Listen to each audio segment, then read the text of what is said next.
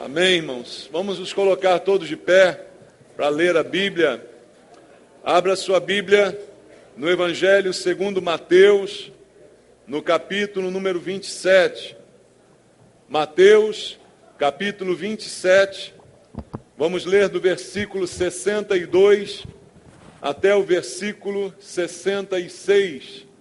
Mateus, capítulo 27, do verso 62 ao verso 66.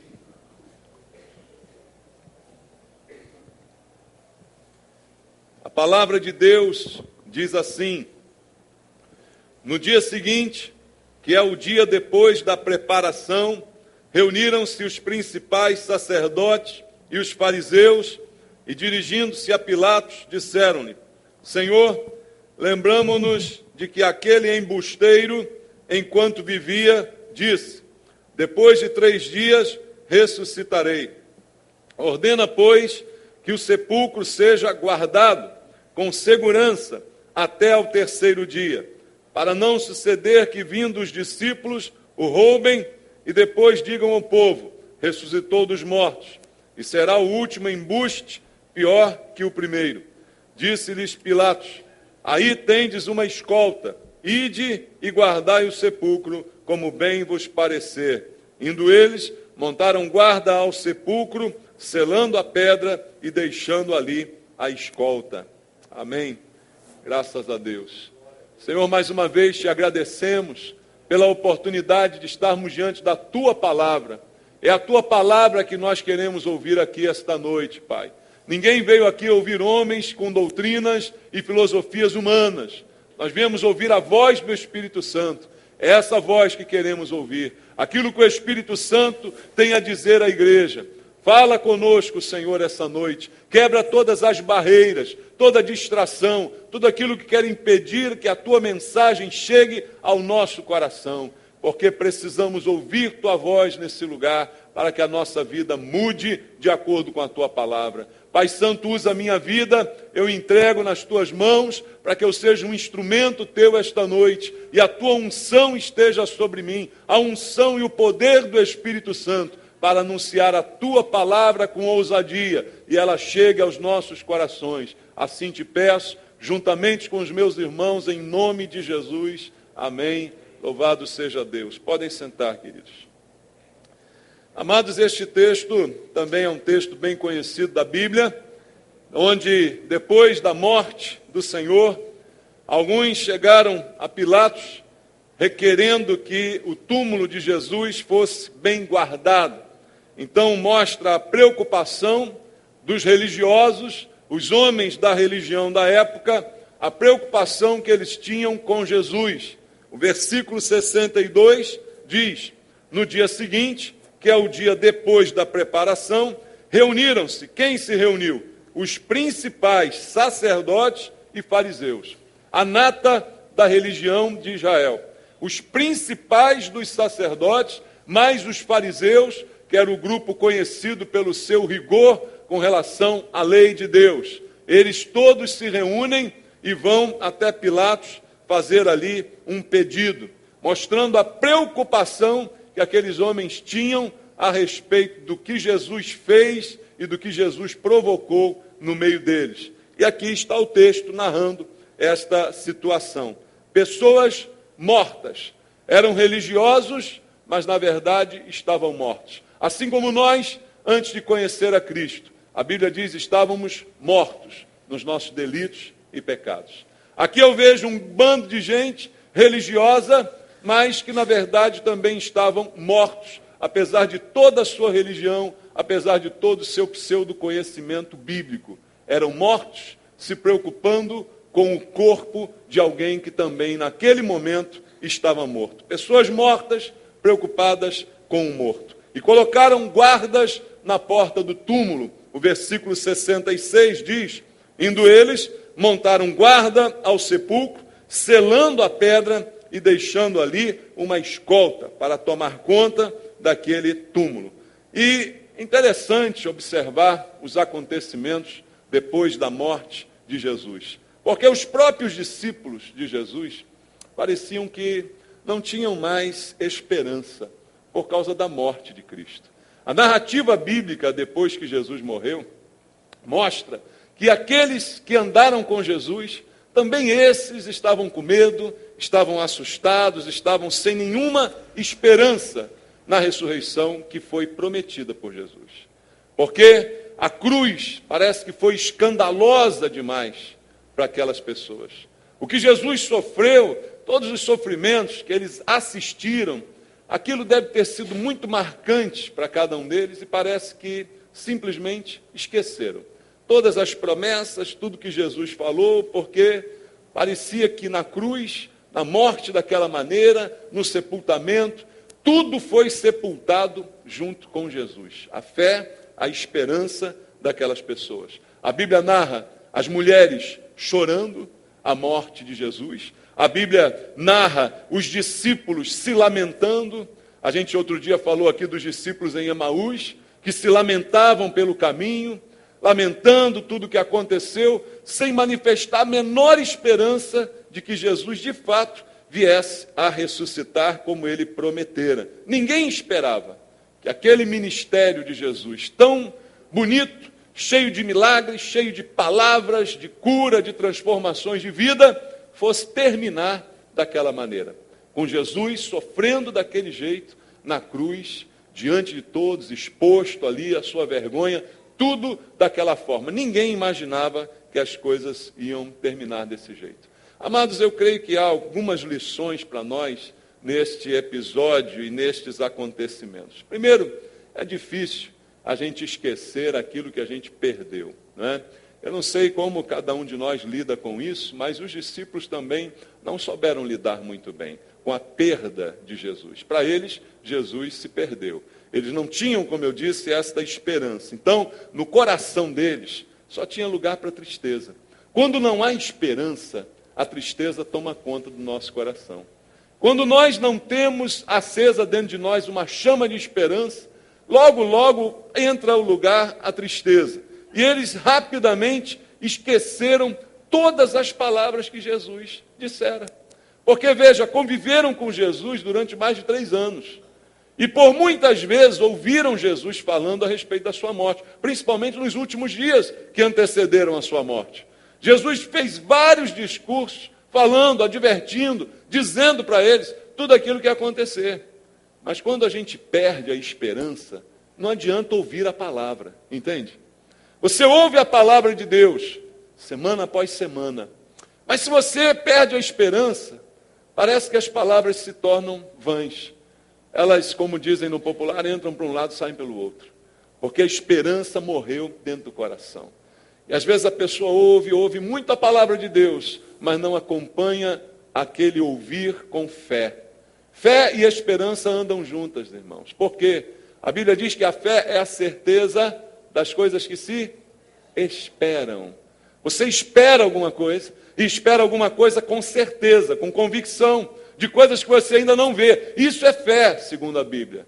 Mas quando a pessoa não acompanha o ouvir da palavra com fé, parece que a palavra não faz efeito nela. Assim aconteceu com os discípulos. Eles não esperavam que as coisas realmente acontecessem conforme Jesus falou.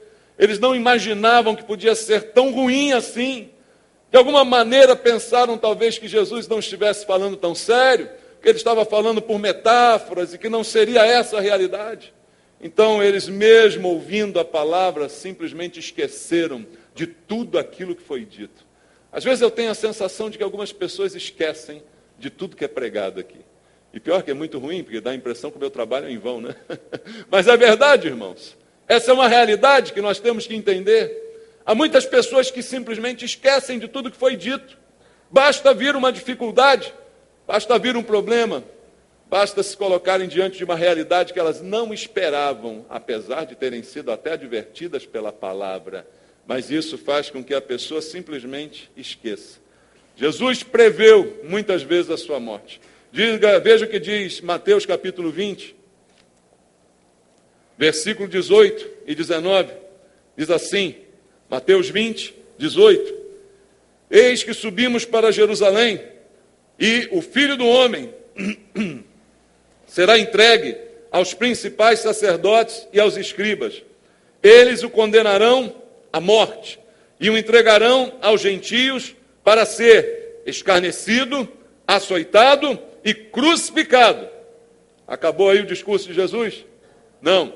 Mas ao terceiro dia, ressurgirá. Os discípulos acho que não entenderam muito bem isso aqui. Foi dito por Jesus com todos os detalhes possíveis o que estava para acontecer com ele. Ele afirma que escarnecido, açoitado e crucificado. Mas ao terceiro dia, ressuscitará. Parece que essa parte foi esquecida da mensagem. Parece que a gente só ouve o que nos interessa, né? Certas coisas a gente faz questão de esquecer. E eles esqueceram da principal parte, que Jesus iria ressuscitar. A visão da cruz foi mais forte do que as palavras de Jesus. A visão da realidade falou mais alto do que a promessa que ele fez. Ele não prometeu, vou ressuscitar depois de 3 dias? Sim, prometeu. Mas ao olhar para aquela coisa terrível, trágica, Jesus na cruz, ensanguentado, todo arrebentado, parece que isso apagou a palavra que ele disse. Simplesmente sumiu das considerações daqueles homens. E muitos de nós, irmãos, somos assim. Somos guiados pelo que vemos. Só que isso é o contrário da fé, porque a fé é a certeza das coisas que se esperam e a convicção dos fatos que não se veem. Hebreus 11:1, está escrito lá. Então a nossa fé não é baseada no que a gente vê, mas sim naquilo que a gente ainda não vê, mas crê pela fé. Entende isso? Mas parece que as mesmas coisas acontecem conosco. Ao vermos uma realidade muito ruim, muito cruel, parece que a fé simplesmente se esvai, simplesmente vai embora. Porque os nossos olhos foram alimentados com uma realidade. E a realidade muitas vezes suplanta a fé. Só que a nossa fé, irmãos, vai além da realidade. Jesus prometeu, então ele vai cumprir. Você entende isso? É simples, simples. Ele prometeu? Sim, então ele vai cumprir. Mas a realidade ela vai mudar. Amém? O que eu vejo vai se modificar. Ele prometeu. Se ele prometeu, ele vai cumprir. Isso é a fé. Mas muita gente ainda fica assim como os discípulos. A realidade é tão chocante que a pessoa simplesmente esquece a promessa, esquece tudo, né? E acaba dessa maneira.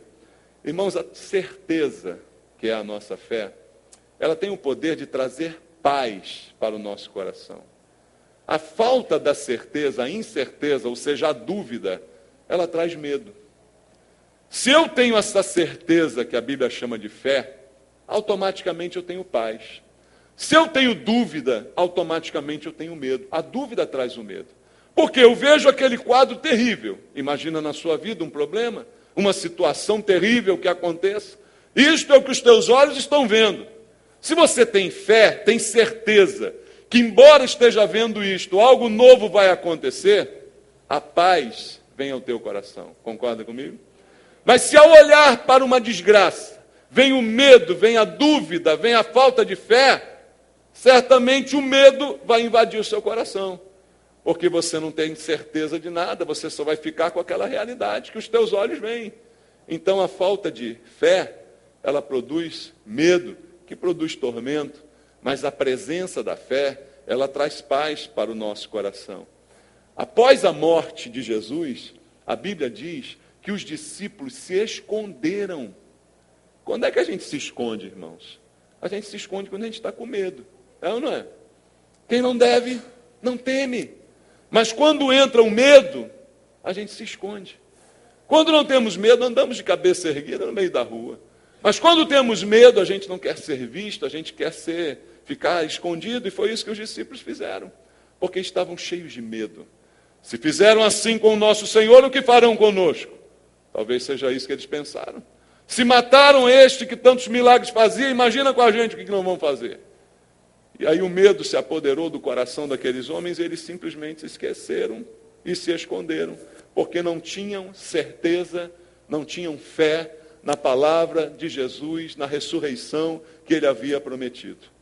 E aí diz a Bíblia também que um discípulo que não era conhecido, era como que um admirador secreto de Jesus, ele gastou muito dinheiro para comprar o túmulo de Jesus. Vamos ler o que diz a Bíblia em João, capítulo 19. João, capítulo 19, versículo 38. Até o versículo 42, diz assim: depois disto, José de Arimateia, que era discípulo de Jesus, ainda que ocultamente, pelo receio que tinha dos judeus, olha, já existia naquela época crente disfarçado, agente secreto, não é? Está aqui José de Arimateia. Ele era discípulo secreto, discípulo oculto, não é? Que tinha medo. Veja, já está errado o relacionamento dele, né? É discípulo, mas tem medo. Tem medo, não tem fé. É ou não é? Mas ele é um discípulo oculto e que tinha medo dos judeus, rogou a Pilatos que lhe permitisse tirar o corpo de Jesus. Pilatos não permitiu. Então foi José de Arimateia e retirou o corpo.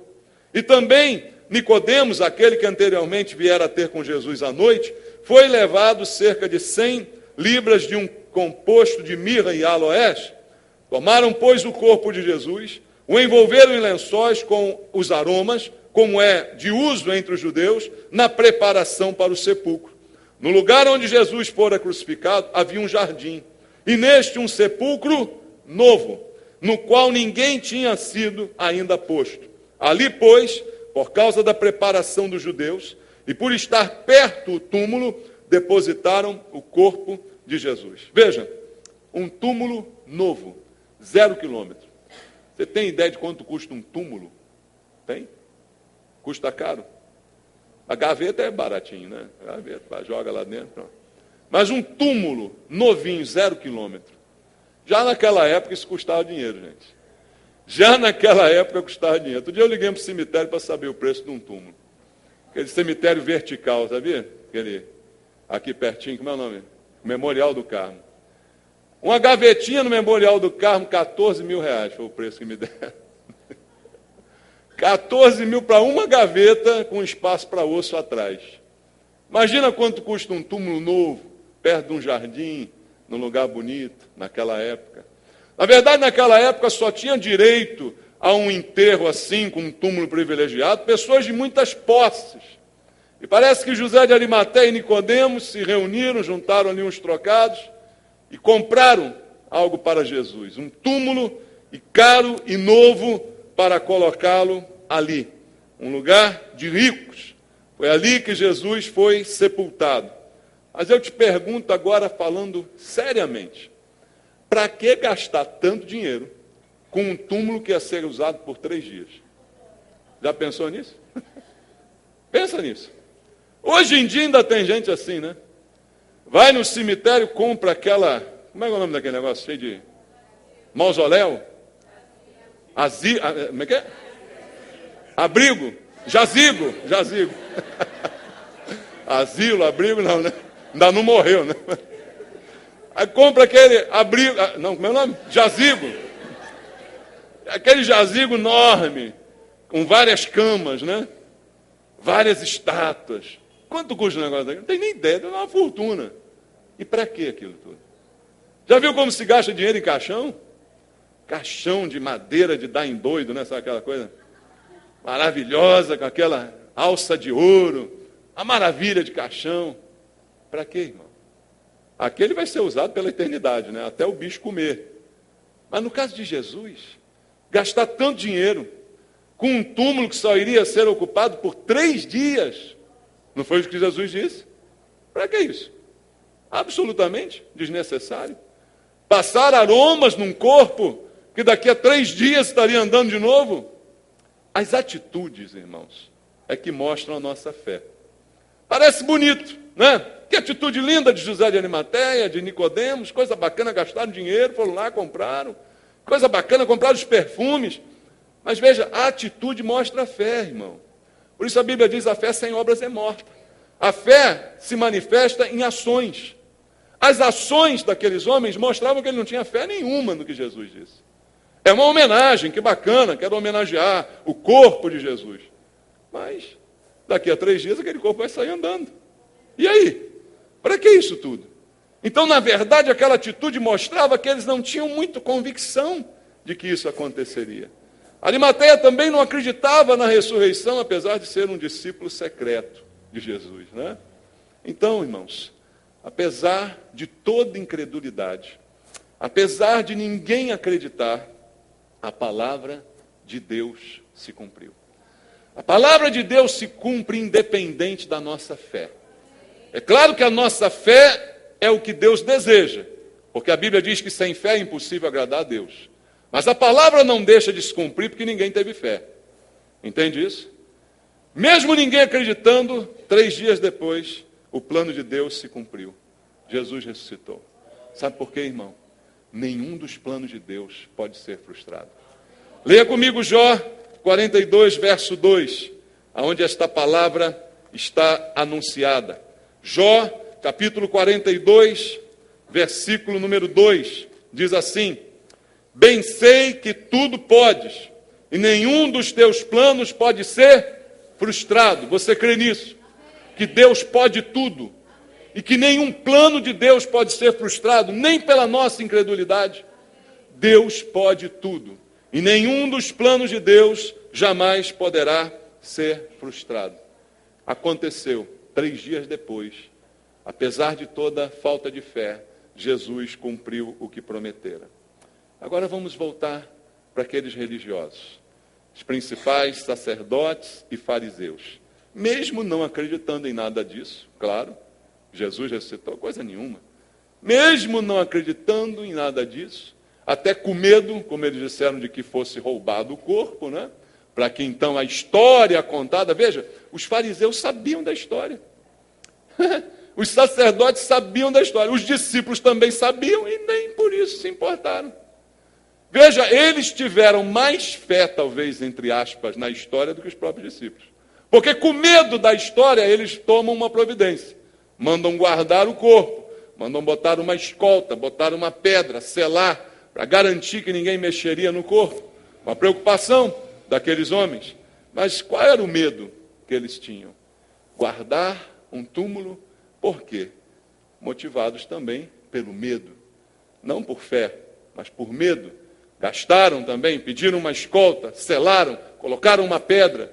Tudo isso motivados pelo medo. E aí eu pergunto para uma reflexão nossa essa noite.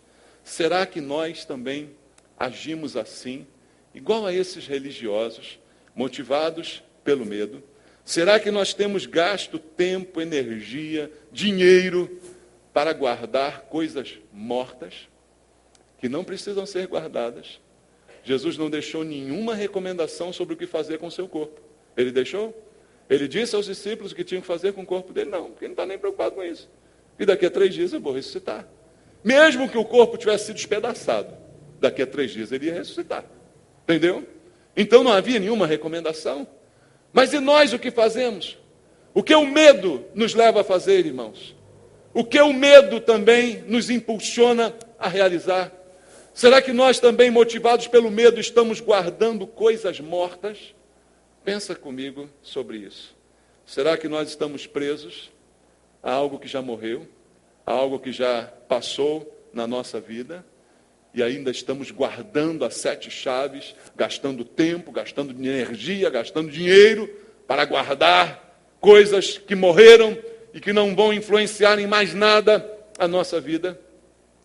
Talvez motivados pelo medo, a gente faça a mesma coisa, porque quem guarda um sepulcro só pensa numa coisa, no morto que está lá dentro. Não é? Botaram os guardas ali para vigiar, e o que eles tinham que vigiar? O morto. Não deixa ninguém roubar o morto. Foi o que disseram para eles. E era isso que eles tinham que vigiar. Então quem está guardando um túmulo só está pensando no morto. E aí eu pergunto, será que tem alguém aqui da mesma forma, guardando um túmulo, pensando num morto, pensando em algo que já morreu e que não vai fazer diferença nenhuma se continuar morto? Será que é isso que ainda está tomando o nosso tempo e a nossa energia? Irmão, pensa um pouco sobre isso, guardar coisas mortas. Quem tem a vida não se preocupa com a morte. Amém? Há um versículo bíblico que diz que Jesus tirou de nós o medo da morte. Você sabia disso? Por que você ainda tem medo da morte? Jesus tirou de nós o medo da morte. Por quê? Porque Ele nos deu vida. Ele disse, eu vim para que tenham vida e a tenham em abundância. Ele nos deu vida, estávamos mortos, mas agora estamos vivos.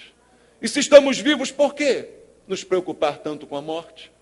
Com as coisas mortas que ainda guardamos? Por que viver em torno da morte, se nós temos a vida que o Senhor nos deu?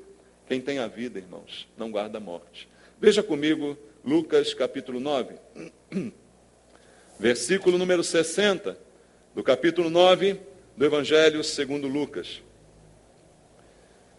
Mas Jesus insistiu, veja a insistência de Jesus.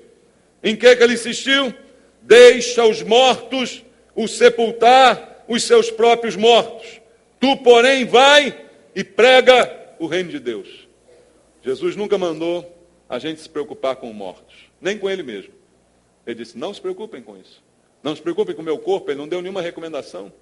Não mandou ninguém guardar o seu corpo, nem embalsamar, nem coisa nenhuma. Ele disse, não se preocupe com os mortos. Se preocupe com os vivos. Não se deixe assombrar por mortos. Tem gente que tem medo de morto, já viu isso? A pessoa tem medo de morto. Como é que pode uma coisa dessa? Me diga.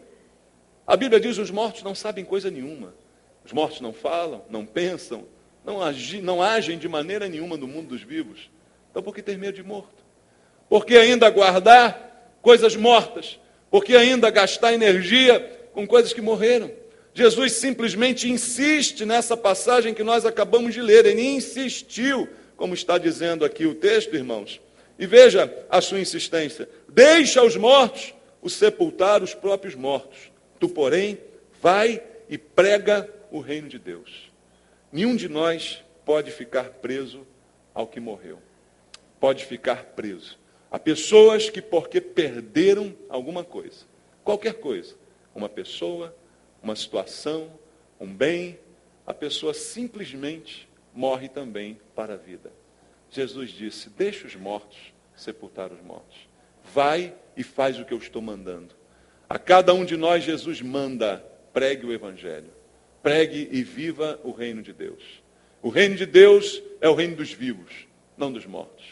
Então você que está vivo, está porque Deus te deu vida. Preocupação com a morte, nenhuma você precisa ter, porque a sua vida está nas mãos de Deus. Ele disse, as minhas ovelhas estão nas minhas mãos e ninguém as arrebatará dela. Então você está seguro nas mãos de Jesus. Não precisa se preocupar com a morte, porque ainda que você morra, você viverá. É o que disse o Senhor Jesus. Não precisa guardar coisas mortas.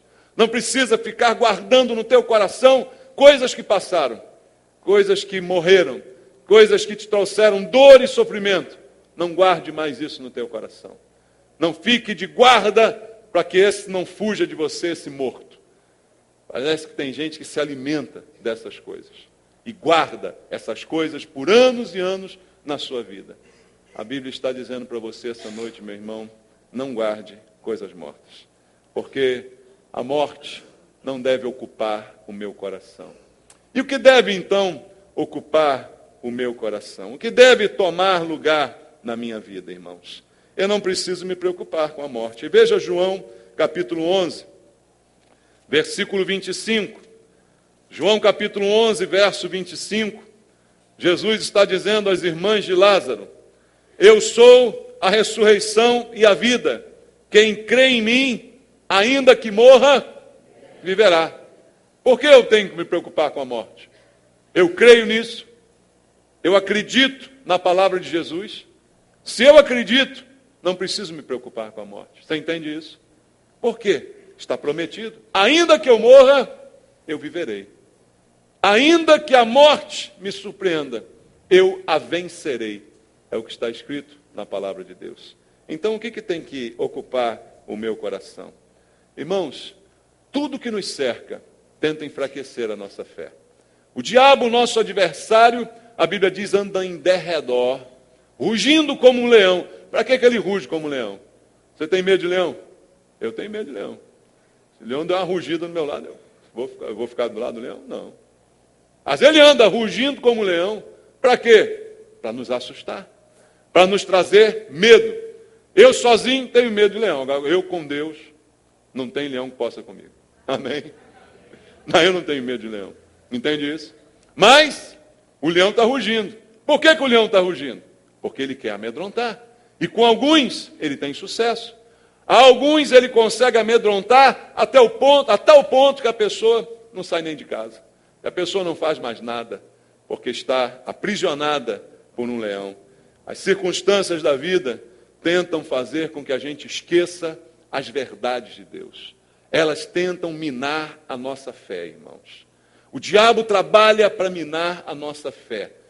O maior prejuízo que ele pode causar é nos tirar a fé. Porque sem fé é impossível agradar a Deus. Você entende isso?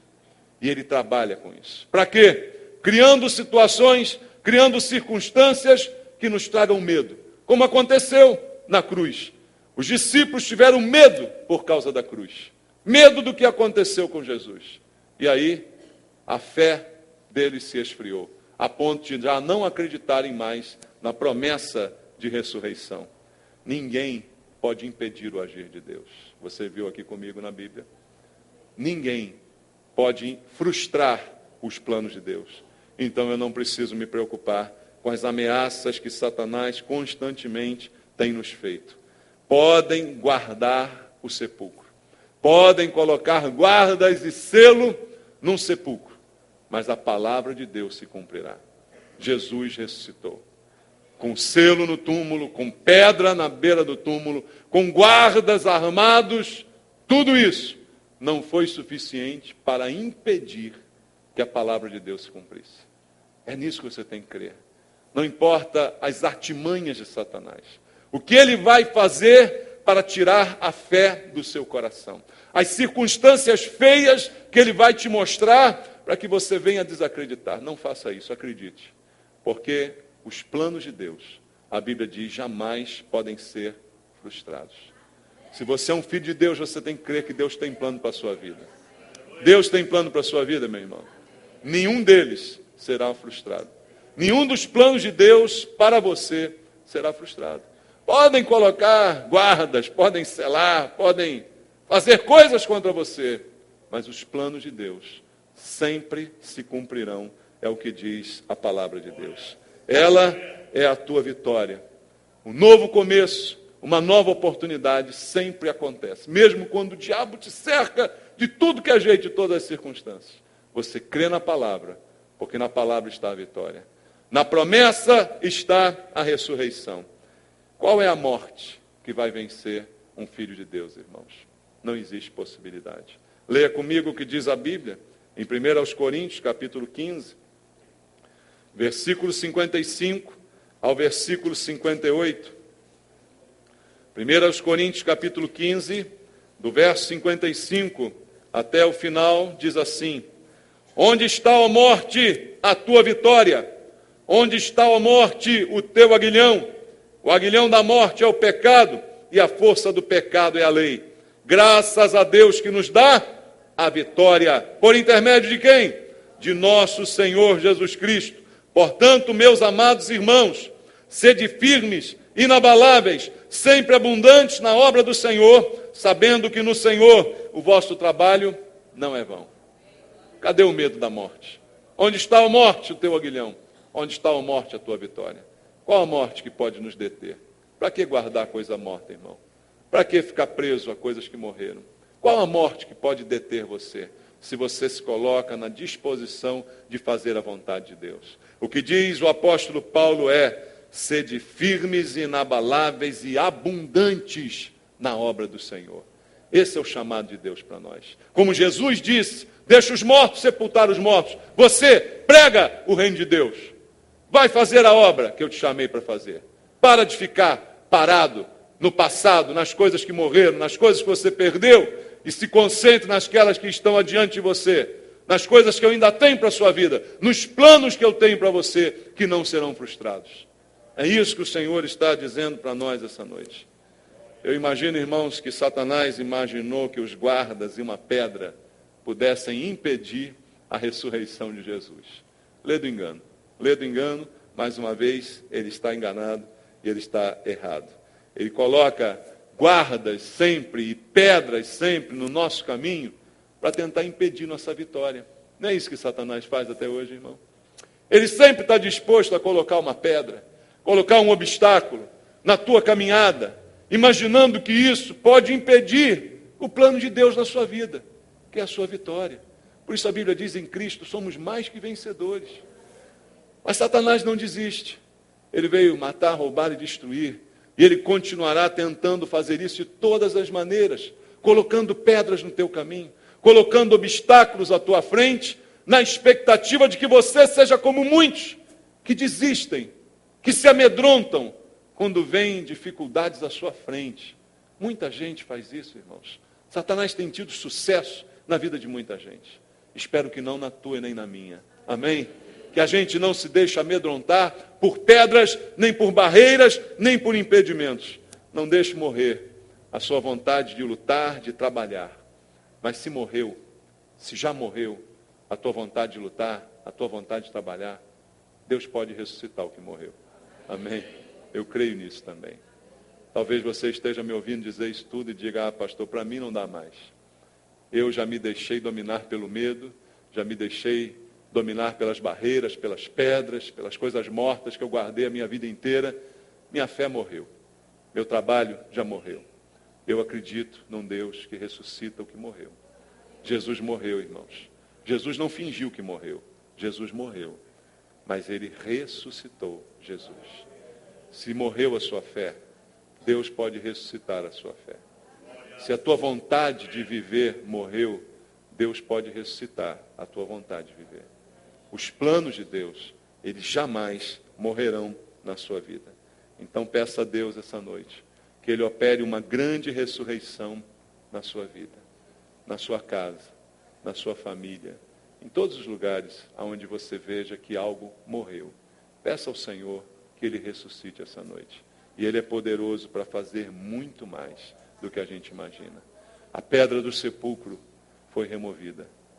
A Bíblia diz que a pedra simplesmente rolou e foi removida daquele sepulcro. A pedra rolou com o poder de Deus. As pedras vão rolar com o poder de Deus. Os obstáculos vão cair com o poder de Deus. E aquilo que está morto vai ressuscitar com o poder de Deus. Basta você crer em nome de Jesus. Amém? Glória a Deus. Vamos ficar de pé. Vamos louvar ao Senhor nosso Deus. Vamos orar. Se há algo que morreu, ore a Deus agora, para que Deus venha ressuscitar na tua vida. Eu queria orar por você que se identificou com essa mensagem. Você que disse, essa palavra foi para mim. Eu precisava ouvir essa mensagem. Vem aqui à frente, eu quero fazer uma oração por você. Eu quero clamar a Deus pela ressurreição daquilo que morreu na tua vida. Porque eu tenho fé na palavra de Deus. Eu tenho fé nos planos de Deus. E eu sei que os planos de Deus para você não são planos de morte. A Bíblia diz, eu é que sei que pensamentos tenho a vosso respeito, diz o Senhor. Os planos de Deus para você são planos de vida. Se algo morreu, o Senhor quer ressuscitar essa noite. Se é contigo que Deus falou, sai do seu lugar e venha orar junto com a gente. Venha colocar diante do Senhor. Pai amado, eu creio na tua palavra, Pai. Contra as circunstâncias, Senhor. Contra aquilo que o diabo tem mostrado para nós. Contra as barreiras, contra as pedras, contra as dificuldades. A tua palavra vai prosperar, Pai. As tuas promessas vão se cumprir. Aquilo que o Senhor falou vai se realizar, porque o Senhor não mente. E nós temos apenas que crer na tua palavra e continuar fazendo a tua obra e a tua vontade. Pai querido, em nome de Jesus, toca nos meus irmãos aqui, Senhor. Toca nesses que estão no teu altar essa noite, colocando diante do Senhor algo que morreu nas suas vidas. Que o Senhor venha ressuscitar.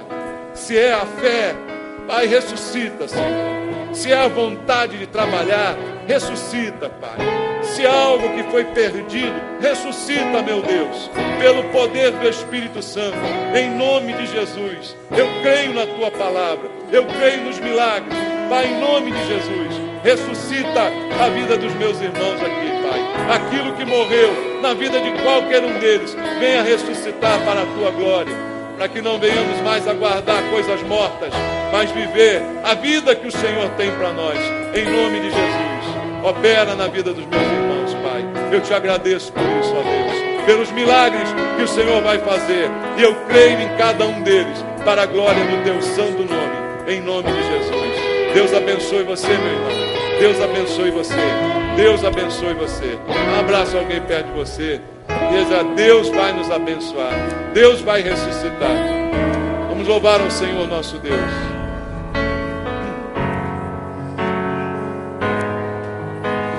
Te louvo, Senhor. Te louvo, Pai. Quando as aflições da vida tentam sufocar meus sonhos ou minar as minhas forças para continuar, a tua palavra me Obrigado, Senhor. restaura confiança. A tua palavra de que a alegria vem pela manhã. Cada lágrima que cai dos meus olhos rega uma semente de esperança daquilo que creio com todo o coração. diga: eu sei. Eu sei que meu Redentor vive. Ele vive. E por minha causa ele se levantará. Também sei que o Deus em quem tenho crido é fiel e poderoso para ressuscitar meus sonhos e também para os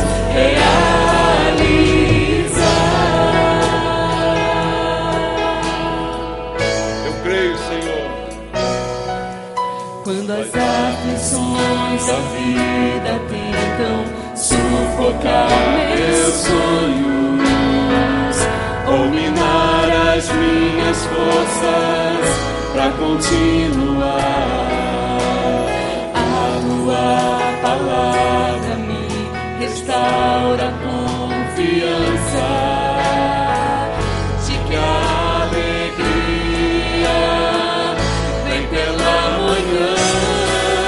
Cada lágrima que cai dos meus olhos rega uma semente de esperança daquilo que creio com todo o coração. Eu sei. Eu sei que meu Redentor vive. Obrigado, Senhor. E por minha causa ele se levantará. Também sei que o Deus em quem tenho crido é fiel e poderoso para ressuscitar meus sonhos e também para os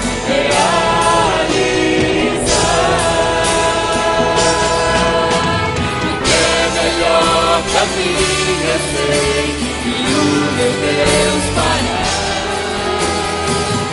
Mesmo que eu não veja e nem possa sonhar, eu sei que meu Redentor vive e por minha causa ele se levantará.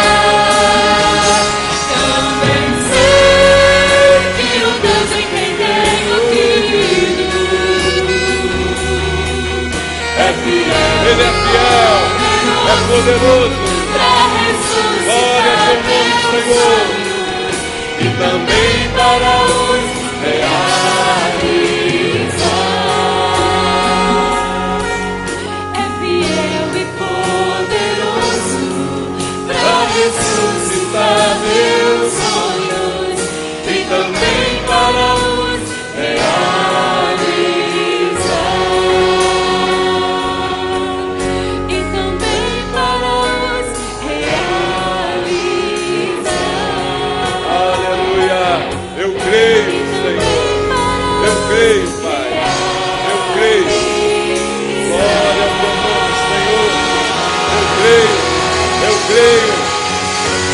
Deus. De novo, Senhor. Obrigado, Pai. Deus é bom. Ao Senhor toda a honra, toda a glória. Guarda a palavra de Deus no teu coração. Não guarda as circunstâncias, não guarda o que os teus olhos veem. Olha com os olhos da fé. Amém?